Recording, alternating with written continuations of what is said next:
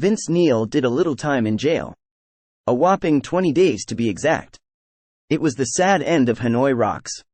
On December 8, 1984, singer Vince Neil invited some of the Hanoi Rocks members to the party after returning home from a gig during the Shout at the Devil tour, with drummer Razzle wreaking havoc beside him. Neil thought they might continue their good times at the liquor shop once the alcohol ran out, leaving his large mansion in his Pantera sports car with Razzle with him.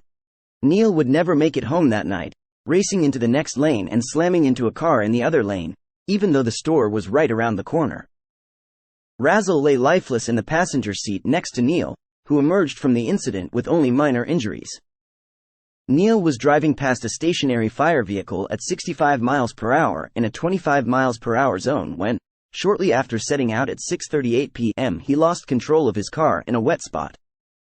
After that, his Ford Pantera veered into oncoming traffic, where it was hit by two more vehicles. One of them had an 18-year-old driver named Lisa Hogan who was taken in serious condition to the intensive care unit of the Little Company of Mary Hospital. She suffered 2 broken legs and a broken arm and was in a coma until the end of that month. She was also susceptible to psychomotor seizures due to brain injury. Daniel Smithers, a 20-year-old passenger of Lisa Hogan, sustained some brain damage in addition to a fractured leg. Fortunately, the driver of the third car escaped unharmed.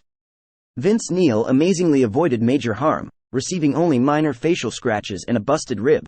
While Razzle was declared dead at Redondo's South Bay Hospital at 7:19 p.m., Vince Neil was brought to the neighboring Torrance police station, where he was detained right away on suspicion of driving while intoxicated and vehicular manslaughter.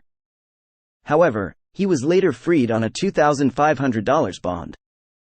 After being found guilty in July 1985, the singer spent a total of just 20 days in jail, had to compensate the affected parties with $2.6 million, completed 200 hours of community service, and attended lectures at universities and schools about the risks associated with drinking and drugs.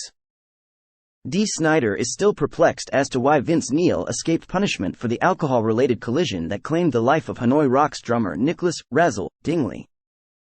It seems that he attributes it to a society that values the reckless rockstar lifestyle, which Snider consistently shied away from. Vince Neil could go and literally kill someone in a car accident, Dee Snider stated in a recent interview with Yahoo Music. There were 2 other women who were in a van who were permanently crippled from that famous car accident that killed Razzle from Hanoi Rocks. And people are cool with that. They're like, yeah, alright. Rock and roll.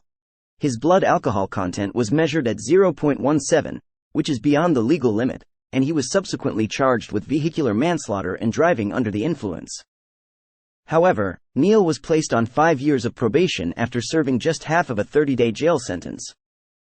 Along with 200 hours of community service and $2.6 million in reparations, he was also required to pay. The guy didn't do any serious jail time, Snider added.